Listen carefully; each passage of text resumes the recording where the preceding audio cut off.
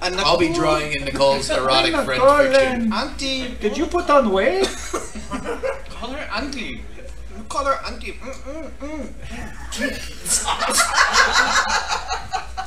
What the hell happened? I don't know. I think racism. Do you want café? No, it's not racism because I'm Filipino. And Tom is. Yeah, but if I said it, then I'd be racist. He's Filipino by marriage, so it's okay. My sister-in-law's Filipino. Really? Yes. Anak ko. Oh, convenient. Samka pupunta. You call her auntie. No, she's younger than me, so I can't call her auntie. Oh, you can't call her auntie. Am I auntie? You might be. Yeah, if anybody's this auntie. You call him Tito. No. Where's Tito June? Butchie. Who's your auntie? Yes. As long as you're kind of Away. So like right here? Yes. It's a very confusing story.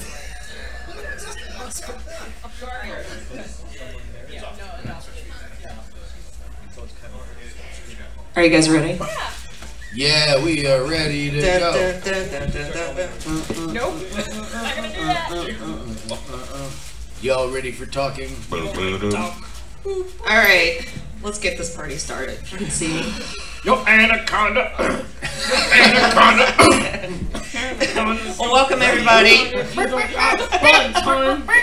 Nicki Minaj, ladies and gentlemen. I don't know how I'm gonna control this bunch this early in the morning. That's how we start. Morning still. The vocal That's style. how we roll. Alright, so we decided to do a session this year revolving around Kickstarter, Indiegogo, Patreon. We've had a number of sessions yesterday that referenced it, so we thought we would actually create a whole session around it. We're going to take questions from the audience, but basically we have a great panel of people that you probably already know. But just in case there's a few people that don't know our wonderful guests here, let's go down the line and let them know kind of what tools you're using to do crowdfunding, because that's really what we're talking about here is funding what you love to do in untraditional ways. Justin, would you like to start? Hi, I'm Justin Robert Young. I've used Kickstarter to fund money for FSL Tonight, which you might have seen in this very room yesterday.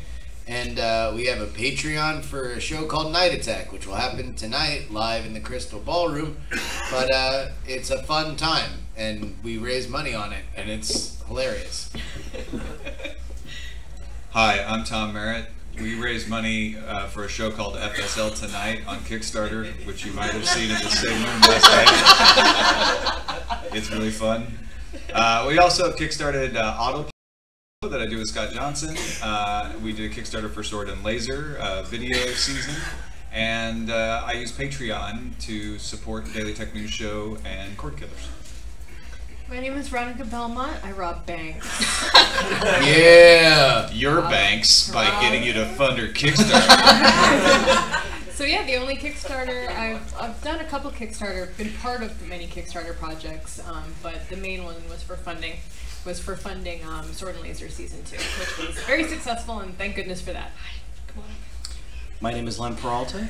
I have funded a number of projects, most notably Geek a Week. I am 6 for 6 in my Kickstarter projects. Hell yes, let's give applause.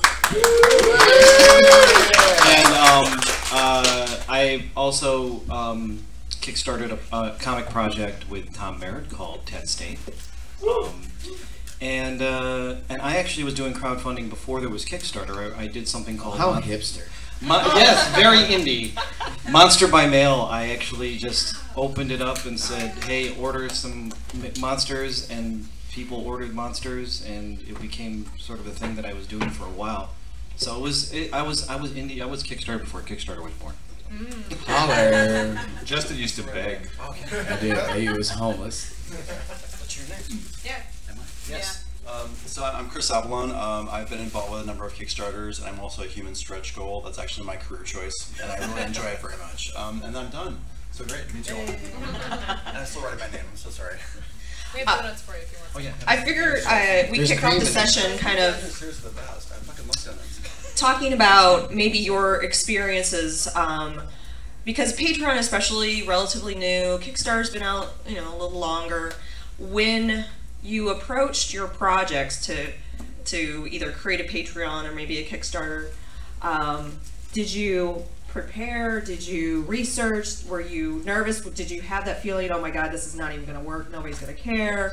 Kind of what that, I have to imagine, because it's since it is relatively new, it's kind of like you're just hoping that it doesn't have $0 at the end of it. Well, I assume like all people who do things creative for a living, at some point you feel like you're a fraud, and and they're all gonna find out. They're Exactly. all gonna figure it out eventually. That's the most depressing thing I've heard. But it's true though. You've never felt that way. I stop bringing the room down. I'm so sorry. But it is Plus, now they know we're fraud. exactly, and you really hope that moment in which everybody points and laughs at you doesn't also happen while you're trying to raise money for a thing. Right. So yeah, you have that initial moment, but really it's like Kickstarter and Patreon, I feel like, are kind of like the ends of larger, at least for us, like with Patreon, with FSL and with Night Attack, were like the ends of like big fruitful relationships we had with our community. So it's like as soon as you kind of catch that first lift, it feels really, really good. Yeah, I had sleepless nights before we launched the Kickstarter for Sword and Laser, because we've been doing the podcast for so long. We had money for it. We had never done anything like that before, and doing a video production in a studio and hiring a crew and doing the whole thing that previously we had the whole support of a production company to help us with that. It was a lot of money to come up with, and I was sure we were not going to get there. I was like positive. Like I told him, this is going to be a failure. It's going to be a freaking failure. It's going to be embarrassing for everyone. And then it was basically funded in 3 days. And it was I was so happy. It was that validation that even though people were listening to the show and calling in and doing all the stuff that a good community does, I was still nervous that they wouldn't want to put their money where their mouth was. And it's a big risk that you have to take. And they did, and they came through and then some. And so it was very validating, and I think it really made us a lot more, even more excited to do the project, because it realized that they were invested in it and they really wanted to see it happen. And that was actually more my fear on the Sword and Laser Kickstarter, was not that we wouldn't get funded, although I was like, maybe we won't. My worry was that we would, and then you need to really be thinking about things like taxes and shipping costs, and the shipping costs have gone way up just in even the past year. So it's these things you have to be thinking about that will bury you, and then make you look like you failed because you can't deliver the stuff because you didn't ask for enough money. So then you're at the end, you're begging, borrowing, and stealing once again. Yeah, the internet seems to be kind of littered with those failed. You hear about the artist that burns a book every time his backers ask for when are we going to get our books, right? So wait, hold on, that's a thing? Yeah, that is a thing. He burns a book? He burns a book every time. Why? Because he can't he doesn't have the money for shipping. So he didn't plan accordingly. So that's really my question. Seems like an unreasonable reaction to that. Here's the thing is it's that is a strange response to that, because it is very normal. It's super normal. That's just people do. Yeah. It's really for a book. Yeah, you've never done that. Well, it's weird that you don't do that. Actually, everybody's doing it, man. But I think what it kind of focuses on is the stress that you can feel when you create a campaign and it's perceived as successful, but you on the back end might be going, I'm going in debt over this because I didn't plan appropriately. Yeah. How much planning did you go into the crowdfunding? A ton. Yeah. It was months just trying to restructure it and figure it out, and I was scared about pushing that button. But what is interesting though is ideally the people that are backing you are fans of you. And they're a community, and just like any other community in podcasting and in vidcasting, whatever, if you just are honest with them and talk to them, they'll be more than happy to sort of, I mean, there'll be some people who will be pissed off and like just leave you and call you a dick and everything else. Whoa. But that never happened. Come on, they never said that. It's the internet. But everyone's nice. But for example, I was part of a Kickstarter project with a guy from Mystery Science Theater 3000, Riff Tracks, Bill Corbett. We did a graphic novel, and we severely underestimated the amount of work and time it was going to take to do the project. It took 2 years of my life, full, and it's a 180-page graphic novel that I did. I did everything. I did pencils, inks, roughs, colors, lettering. I laid the book out, and it became pretty obvious about 6 months into the project. I wrote to Bill. I said, "How much is left of this thing?" Because he had never done anything like that before, and we assessed it, and we did a scope. We did a scope in the middle of it, and it was very obvious we weren't going to deliver in time. But what was cool, and ironically, today you can actually purchase that book 2 years later from CreateSpace. So if you go to superpoweredrevengechristmas.com, you actually get it, which is cool. And all the Kickstarter backers were really cool about it, because Bill was honest, and he just said, "Look, I fucked up. We really just did not think this through the way I thought it was going to be. It was much bigger than we thought, but in the end, we got it done." And people understood that, and they would rather. You'll find if they're fans of yours, they would rather wait for something good than to rush you along. So hopefully, get those kind of fans. Yeah, it's like you really have to take into account the cost of shipping, the cost of taxes, like everything that goes into the items that you're fulfilling. And then, maybe make your levels a little higher, like maybe make them cost a little bit more, because like you said, I've heard so many stories of people who end up losing money on their Kickstarters, and that totally defeats the purpose. And obviously, so you really have to take some time. I mean, we had Google Docs and spreadsheets out the wazoo, with the cost of wholesale items and how much it would cost to get things printed, and how much it would cost to ship things. And that's another thing you have to deal with too, is you'll go out with an initial number and you'll play with that number and figure out, well, how much should I ask for? And you'll always get people to say, well, that's a lot of money to ask for it. And usually it's people who've never run a Kickstarter. It's like, well, yeah, I'm asking for a lot because I know what goes into this. And in the end, you're not doing it. I mean, you're doing it because you want to do something cool and make it cool, but you'd also like to turn a profit as well. I mean, there is that kind of scary P word that you aren't supposed to. Paying for your time. You aren't supposed to be. You aren't supposed to profit off this stuff, right? That's ridiculous. You should at least try to make a little bit back on your time. Your time is worth something. I'm curious in the audience, how many of you have ever run like an Indiegogo or Kickstarter or have a Patreon? How many of you are interested in it? Yeah. So we're scared. Don't let us scare you too much. Yeah. So I'm not sure if you're familiar. There's actually a really good, if you Google crowdsourcing Bible or crowdfunding Bible, it kind of talks through a lot of this, because I think half the battle is actually coming up with your plan of your rewards. There's a whole nother side of marketing and sales once you hit that switch. It will own you for a month or whatever you do. Whatever your time is.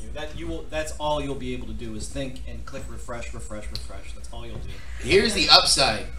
Free money. Like, you just put your hand out and money appears. So that's awesome. Yeah, I think if you've never done a Kickstarter before, all of these warnings are good to think about, because as Len said, you've got to calculate your time, the cost of what you're making, and then if you're doing rewards, which everybody does, the cost of those rewards have to go on top of that. So that's why a lot of people look at a Kickstarter like, why does it cost so much? It's like, well, part of it is the cost of doing the thing, but then part of it is the cost of sending you the posters and sending you all that. These USB sticks don't grow on trees. That's a question. Oh, if you have questions. Yeah. This is where you're going to ask them. All right, come on up here. It's okay. Sit down! Wow. Oh, no! Stand up! Stand up! Stand up! I am so sorry you had to see this. Next generation. Sorry, that was my job for you. Oh, okay. I appreciate you. No, you don't. You don't love me at all. No, I My question was, do deliverables have to be physical objects? Oh no! So we are no, much better not at than all. not. It's it's totally. Chris, you want to talk? Talk about your pressuring me? talk. Go talk. We haven't heard Alright, from I'll you. talk and then you Actually, can it also talk. says digital rewards are far better because physical rewards, they've already discussed the international shipping, that those costs escalate very quickly. If you can do wallpapers, digital rewards. Wow, that's very powerful. We are? Where's the camera? Oh, there it is. Yeah. No, they don't have to be physical rewards at all. That's basically my too long didn't read answer. Thank you. Yeah, it was incredible because actually our biggest reward levels were non-physical. They were, we will have an executive. Okay, wow, that's all right. That was not for me. Or was it? There. Okay, now I'm all flustered. They were like an executive producer credit on season 2 of the show, which was the highest backer level, and then there was other ones where you could, we would read and do a Google Hangout with you talking about your book if you were an author, and you could choose to then make that either, public or keep it private for yourself, just as feedback, and those were like a lot of like $3,000 and $5,000, and they sold. They were like some of the first items to go, and. Oh no, I'm bragging because it was awesome. We couldn't believe. You're very calm about it too, which I really appreciate. I'm very, well, I'm all flustered because I got like Are you not flashed. flustered? Stop it. It's very exciting. You're the worst. No, what? She doesn't know. Where am I? What is Veronica's about? discovering so much about Veronica right now. They don't have to be physical rewards. So I'm curious. Are those physical rewards? For your rewards, did you have like brainstorming sessions? How did you come up with your ideas? I sat at the table by myself and said, what would be a good thing to give people? I looked at Mirror Self and I asked Mirror Yeah, Self. Mirror Self. Mirror Self. No, actually, about digital rewards, the easier you can make it on yourself, the better. Because especially if you're running a large campaign that gets really well funded, the less you have to think about, like actually creating something, and then or just something. Hey, you get a virtual high five or something. Sometimes that's kind of like dumb, but you can do stuff like that. And if you have the right type of fans, you just have to judge your fan base and see what it is that they want. Well, I guess that's also a thing. Is like I think everybody here, when you do if you've done Kickstarters, you are talking to an audience that knows you for a thing, and either you are doing an extension of that thing or something similar for which you have a common thread. If that's the case, and you're not doing something that's like a commodity, like you're doing some gizmo or 3D printer or an Oculus Rift or something where it's more about the product, then you can always give your time, and that will be more valuable than a t-shirt, Do keep in mind, if you do non-physical rewards, though, that some of them could involve your time and scheduling. The last reward from the Sword and Laser Kickstarter to deliver is one where we have to schedule time with a bunch of people to discuss something and coordinate. It's not costly in that sense, but it is something that's like, all right, there's a lot more moving parts. The easiest thing to do is like an ebook or some kind of digital reward that's like all you got to do is send it to somebody. But like Justin said, it all depends on what your audience is into. Come on up, so it sounds like flash us, and get going. now that when I get everyone else, I say, let me show you my books. That's where I am. Yes, sir, please. So you guys already have successful products that were out there. You had an audience. How do you market to that audience, and then how do you expand beyond just the people who already support you to get revenue from a Kickstarter campaign for people outside of what you already do? Well, one thing is reach out to different media outlets. If you have something that's really, really interesting and different, not just like a bunch of things. It's like the potato salad thing, whatever. I saw Hey, but so good. But the potato salad thing has I think that's sort of what's changed Kickstarter a little bit. And that just got a good thing media just because of what it was. But make friends with people who are in writing for places like CNET or Wired or whatever, or just reach out to them and say, hey, it's harder. It's going to be a lot more difficult because they've already gone through that wave. and they've, people are tired of reading about Kickstarter campaigns. So before you do that, make sure that's the Some outlets like Gizmodo are like, we don't write about Kickstarters. Yeah, they don't do it anymore. So if you might have something that's really, really different. If it's different enough, they'll write about it. But it's just just tell people to Great. We did. wrote one, but I don't think we sent it anywhere. I mean, I think Didn't you help us write it? Was that for this or something else? I don't know. You know what? I think maybe. For certain things. I can't remember. It's okay. We succeeded. Yeah. So whatever. So like PR web. I mean, there's a number of websites where you can create a press release, and there's a whole structure to that.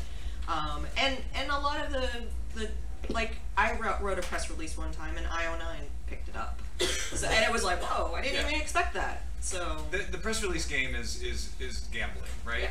It's you do it because you might get picked up, but don't expect to get picked up. It's just one of those things you got to tick the box off of. I think one of the coolest examples of using your audience to expand your audience is the coolest cooler. Yeah. Did you hear? It's like this cooler that has like a blender attached to it and all this crazy stuff. They tried to fund it and failed. Their Kickstarter totally failed at $100,000. And so they relaunched it. They kind of remodeled the cooler again. They relaunched it with a lower amount of $50,000, which they're like, we almost got to $100,000 last time, so we should be successful. And they went to their original Kickstarter folks who had backed them and said, hey, we're sorry that Kickstarter didn't succeed, but we're going to give it a try. Get out there and help us spread the word so we can succeed this time. And last time I looked, I mean, they are the biggest Kickstarter ever. Like they beat the Pebble. Jesus, really? Yeah, they got like $10 million. Oh wow! Wow, what? Really? What the hell? Yeah. So make a cooler. Step one, fail. Coolers for everyone. Then tell the people who helped you with the fail. Yeah. Oh wow. Yeah, I don't know. I'm flustered by that cooler talk. Holy crap! Can you talk about the differences between Kickstarter, Patreon, Indiegogo? Which one's better, which one's not? Well, I mean, one of them's haunted, and I'm not going to tell you which one. But it's Indiegogo. Well, I mean, Indiegogo used to be a big destination for projects that didn't fit into Kickstarter's fairly narrow view of what they would allow. They wanted deliverable products, like kind of first and foremost, and then they didn't. When now anybody who wants to make potato salad can raise money there. Potato salad was deliverable. It actually it's pretty good. Did you actually have it? I totally did. Yeah. It's very good. I'm not gonna lie. Is it Everyone, we should stop pressuring me. Sometimes we're on a panel and you guys like do this all the fucking time. You guys need to calm down. Potato salad, by the way, is delicious. But how was it? And then Patreon's that's like a whole nother. It's like a whole nother game, you know. Like it's for regular things in a way that like was really kind of it's a almost onerous to your audience to come back, you know, every couple months and be like, hey, I'm still doing a podcast, guys. Like, want to give me money again? Patreon just gives, you know, it lets people know that like, all right, well, that's the deal. The deal is you want to give me money per podcast, and that's it. Yeah, or they, YouTube video they're or like, whatever. You know, Indiegogo and Kickstarter are like a Phillips head and a flathead screwdriver. You know, they're good for different things, and then Patreon is a hammer, or choose whatever tool you want. Make a metaphor here, but yeah, I mean, Patreon is good for certain kinds of things that, like you say, you've got an ongoing project, and so it's harder to do a Kickstarter all the time. Patreon allows you to ask for funding for that ongoing thing with deliverables and levels and everything like that.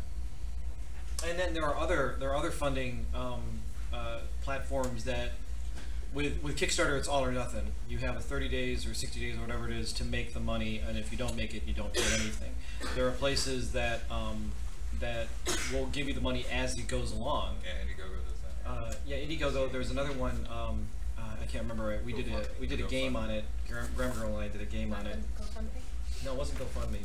But what happens is they get no, Len, but seriously though, remember it right now. See, we pressure everyone. Yeah. I don't remember it, but we should make a new platform just for Len called Lend Me Some Money. Shut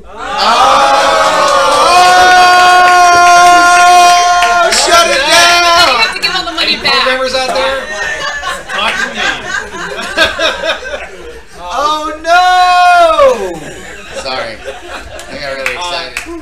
there'll be platforms that'll just give you money as it goes along, which is also a big risk, because what I understand with those, at least the one we were using for Grammar Girl, is that if you don't make what you originally asked for, they charge you more money, like as a kill fee or something. It's weird. It's really strange.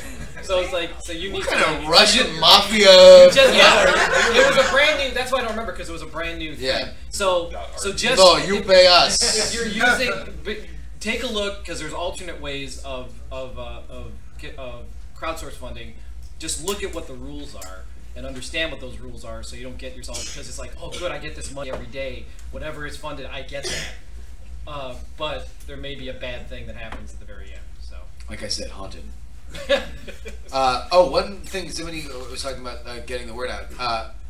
Remember that a lot of these are very kind of personal sort of journeys. You know, when you're doing Kickstarters, you're sort of saying like, oh, like this is my dream. Please help my dream come true. It's a very powerful idea that connects, I think, at its best, like person to person. So find people that you know that just have big Facebook followings and stuff like that, or just are connected to certain crowds and audiences, and there's really a science to it. Bill Duran, who does Punish Props, he did a big Kickstarter for a space gun, and like he's got a whole strategy of like, you know, every 3 days you should try to hit a certain different niche that might be interested in your project, and just try to, if theoretically if it becomes kind of a rolling thing and there's overlapping audiences, now it seems like a phenomenon, you know, and you can do that if you are, you know, if you're smart about it, and if you try to chart stuff out. Well, that's how the Cooler guys got rolling, right? It's like once they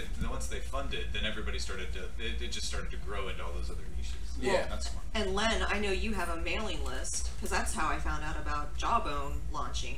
Oh yeah. And so do you? Yeah. You utilize that list. But you also try not to overdo it, because people don't like spam. But so I probably send out maybe 1 or 2 and really make it worth your while. Get the word out there. But yeah, that's physical great. mail though. Like publishers. Well, I thought it was robocalls. Door handle hangers. Yeah. Canvassing neighborhoods. Yeah. Yes. Nice shirt. Yeah, look at that shirt. Got it off some random Kickstarter. Oh my god. Like you look First at off, that shirt. I just checked the Cooler funded for $13 million. 13 is where it landed. 13 Wow. It's a lot of coolers. On the Patreon specifically, I know you guys have Patreons, and you've done both monthly and by creation, which you can do either or. What made you choose monthly, especially when you're doing a weekly podcast like Night Attack and Court Killers, versus the weekly, and you can set a maximum? Do you see significant drop-offs from week 1 to 2 to 3 when you decide to do weekly versus a monthly? The reason I did monthly on Daily Tech News Show is I felt like it was a lot to ask for, 20 episodes a month to be saying like, pledge me $5 an episode, ha ha ha. Even though you can set the maximum, it just seemed to make more sense to be like, this show is just going to be on, so pledge by the month. Whereas with Cord Killers, we might take a week off, and we don't want to charge somebody for that, so we're saying by episode.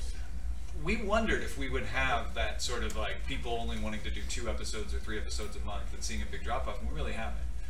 In fact, the one month where we had like a 5-episode month, we were like, whoa, that's a big amount this month, because we had a whole extra episode, and it was not significant. It was a little bit lower, but it was not significantly lower. Most people just say, yeah, I'm going to get this $1 per episode or whatever, and that's it. Yeah, I think it's a natural thing that the audience kind of works out by itself. You can worry about it, but ultimately you're going to get the answer. Yeah. And the bigger drop off is declined credit cards. Yeah. And it's not because people are financially irresponsible. It's the hackers going out, and then the banks change your number. I'm sure everybody here's had that at least once, if not more often. And then you don't go and you update every single thing you've ever given your credit card to. So I've actually found that to be the bigger drop off. Do you let people know? Yeah, I send a note and just be like, hey, I'm going to delete you now. Just so you know. Yeah. We had to. That's like, Patreon is a rapidly growing platform, and I know that's like a part of their improvement strategy is to try to make that a little bit more intuitive. Because right now it's not. Yeah. Are any of you familiar with Subbable, which is a? Oh yeah. So Subbable is a very similar platform to Patreon. It's like but it's interesting because they do percentages. Your audience doesn't know like how much money you're making. They see like I'm 50% to my goal, and so there seems to be a little bit more transparency with Patreon, and I'm watching the two and finding it interesting. You have to be approved to get into Subbable. Yeah, I think it's more geared towards the YouTube audience or YouTube channels too. Well, Patreon was too. I mean, it was started by the Papamoose guy, Jack Conti. Personal friend of yours. Is he? Personal friend, Jack Conti. And you know they were both going for that same niche, and I feel like I don't really know you know how Subbable's doing, but from talking to people at Patreon really exploded once the podcasters showed up and we were being rowdy and asking for money. Yeah, but yeah, it really kind of they saw rapid expansion when we got there. Because we're that awesome. Johnny Feisty, ladies and gentlemen, Johnny Feisty. First thing, Len, the thing you did with Mignon was fun. I'm sorry? Pull out. No, it's fine. Pull out. Overheard at DragonCon. I like how you made it worse. On backwards is the problem. Good enough. Magic. Go freestyle. Okay. It's exactly the same as it was in the beginning. The thing you did with Mignon, that was on Fund Anything. Oh, Fund Anything. Yeah. Yes. That's right. The question I have, I'm being a mouthpiece for someone else, so maybe if I mince my words and get it wrong. Is it for her? You sound like so it's totally not. There's a you know, talk about the distinction between like Patreon and Indiegogo or Kickstarter. One of the things that I've actually been looking at this is the difference in funding rewards for a Patreon versus blow up Kickstarter thing where you have like everything in bullet versus like a recurring reward, or how do you kind of settle on a Patreon type of reward? To be honest, I think that's still evolving. Yeah. You know, I think we're all just like sort of throwing spaghetti against the wall and seeing what sticks. Yeah. Like, because I don't really know if the rewards we have now for Night Attack are any good. You know, one of our backers is Don Jaime is giving me the Don Jaime, ladies and gentlemen. Más o menos. If you have to move. So, yes. Well, yeah, our half our rewards are fake. Like, it's like for $10,000 because Bryant wanted to be a dick. But yeah, so I think we're trying to figure out exactly what they are, what's good, and part of it's the audience, and listen to the audience. Are you surveying and asking them? Oh no. No. Well, no. Yes and no. I mean, I don't do surveys like scientifically, but I definitely like keep in touch with people. Like, what would you like to see? What would be cool? And it is harder with Patreon because it is ongoing. Like going back to the physical rewards question, right? You don't want to say, you know, for if we hit this $5,000 a month level, we'll give everyone a poster every month forever. Like time, you know, like. Then you're in the poster sending business. So we've kept them very much like, we'll just give you inside info, we'll give you special access, stuff like that, because it seems to be something that people appreciate, but makes sense to deliver over and over. Yeah. I have a meeting with them next week, so I'm trying to figure out what to do for Patreon. The Patreon? Yeah. What are you meeting with them for? To see if I should do a Patreon. What do you think I would? I don't know. What Read on the website. What do you need to meet with them for? I'm gonna go work So there. sorry. That's what I'm gonna do. I'm gonna go. I'm running the company now. What? There we go. With my personal friend Jack Conti? Yes. Yeah. No. Not So really. please, a question. Don Jaime, everybody! A round of applause! No, yeah, the Patreon rewards that I think, at least I appreciate the most, are those inside stuff. The Patreon messages, you know, with content and stuff. That's really, really good. I have another question. How do you choose the period for a Kickstarter, for example? Because it seems very arbitrary. We did a lot of research actually. It seemed like the 30-day period was really the most successful because it's you do have quite a curve though. Like you get a lot of initial donations and then things kind of drop off, and then in the last week again, I think when you start like really pushing it again, it comes back up again, and that's usually when people make it is in the last couple of days, unless it's like a super popular project. Yeah. But yeah, it's that all the research we looked at said 30 days was the way to go. Come on up. And there were even days of the week to start it and end it and things like that too. There's Dogecoin shirt, nice. He didn't laugh. Now, while I won't flash you, you will get this question straight from the horse's mouth. Okay. Now, my question is... Oh my God, that was amazing. Then you didn't do it, but then you didn't do it. Okay. My question is, what's the most you've ever raised from a Kickstarter? Can you just do it for Veronica? I'm going to keep talking over you until Make the horse talk. What's the most you've ever raised from a Kickstarter? Thank you. The most what? I didn't hear the question. What's the most you've ever raised? The most, oh, fart. I don't know. Sword and Laser. Yeah, well, wait. How much did you raise for 10 State? 10 State was 17. Okay, so the most I've ever raised was 60 grand for, I doubled what I was doing for my Geek Week project. And that was in much, I was just talking about this morning. It was Max Temkin from Cards Against Humanity was the one who really helped push that over the top. It was one of those moments where I get an email and he says, I want to help you fund. I'm going to give you this expansion pack that is very rare. This is what I want to sell at, and you will probably fund in tomorrow.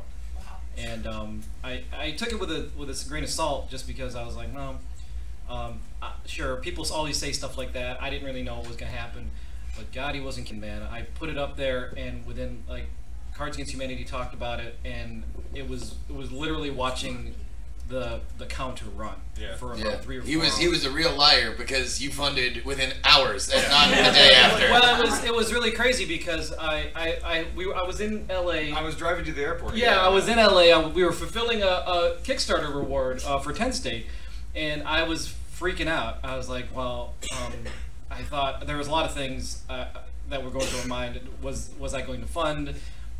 Is this actually going to happen? No, I'm driving you to the airport, and you're like, yeah, I got this expansion set. It's really cool, but I don't know if people are really going to care. I just don't think this is going to fund. And like, as soon as you put it up, it was like, bam. Bam. It was, What's that whistling? Oh, it's the money train! And I hope all of you get to do that. If you run a Kickstarter, I hope you have that moment because it really is like, wow, I'm really going to be able to do this. And then it goes from marketing to it to, okay, what am I going to do next? How am I going to make this happen? Yeah. And once you have that relief, you can actually start really getting to work. And that's the fun part. So.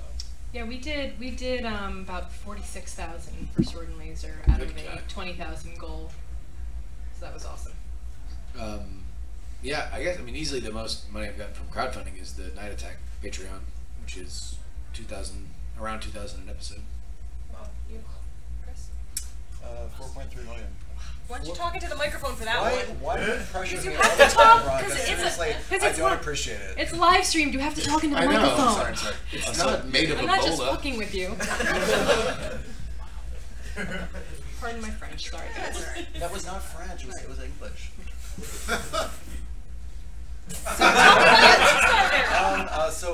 Yeah, we were doing computer role-playing games for 4.3 million, and the only thing I can say is, after you do a Kickstarter campaign, please leave PayPal up, because PayPal will keep the revenue going and going and going and going for quite some time. I'm sorry, you have a question?